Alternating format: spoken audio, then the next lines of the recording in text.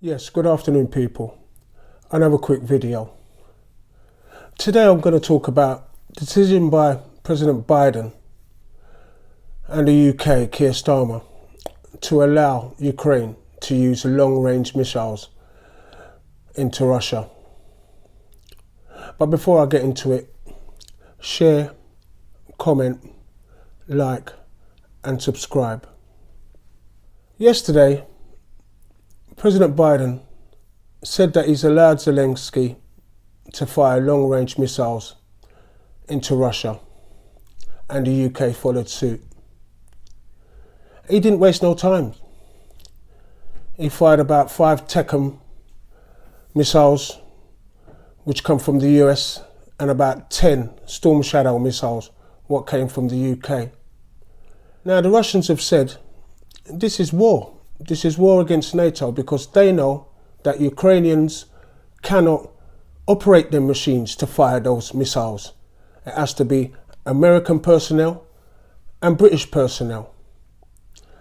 Now, President Trump, he gets inaugurated on the 25th, and he has stated that he will have the war, make Putin and Zelensky talk, and that war will be done in a day.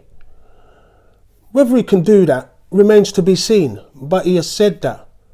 But it looks like Biden and Starmer have sabotaged that, because if they keep firing missiles into Russia, Russia's going to have to strike back, and then Trump has got a real job on his hand trying to de-escalate this war.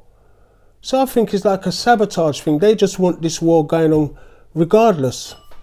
And in my opinion, I've said it from the off. If you look at previous videos I've done before, I've said before, if they really wanted to do that, they should have all went in and helped Ukraine from the off.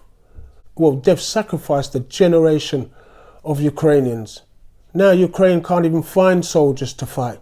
They're dragging people off of the street to come and fight. And then what's happened to all this money what's been sent to them? You got Zelensky, got big £5 million yacht, big mansions all about the place, buying Bugattis and that, while his people them are dying. They've sacrificed the Ukrainians. It's a war they cannot win unless everyone helps out. It's all right when it's sacrificing Ukrainian soldiers, because they pretend that they care, but they don't care. This is just trying to weaken Russia. And it's not really happening, because if it does kick off, China, Iran and all of them, they're going to all be on the Russian side. At the minute, it's the West. We are escalating stuff. You listen on the radio, you got people, yeah, do this, do that. And I'm telling you now, if Putin was as mad as everybody makes him out to be, I think he would have licked shots already. But what I will say, if he's going to lick a shot, make sure he just aims for the Houses of Parliament and just lick that down. Because I think he knows the majority of the British people don't want this war. Now there's talk of them writing off billions of pounds what they've lent to Ukraine. But you couldn't find $2 billion for the old people them to keep their houses warm. We got cost of living crisis, the kids them are in poverty and that, but we still got money for war. At the G7 meeting, Keir Starmer was asked, what about the British people with the threat of nuclear war? He didn't address that. Shows that he doesn't care about the British people. It's like he's reading off a script, what someone's written for him. All he kept on about, oh, Ukraine safety, because if Russia take Ukraine, they're going to do X, Y, Z. No. It's us as the West. We're the ones going around making the trouble. And like I said, it looks like it's going to be game on. And we see where it goes from here.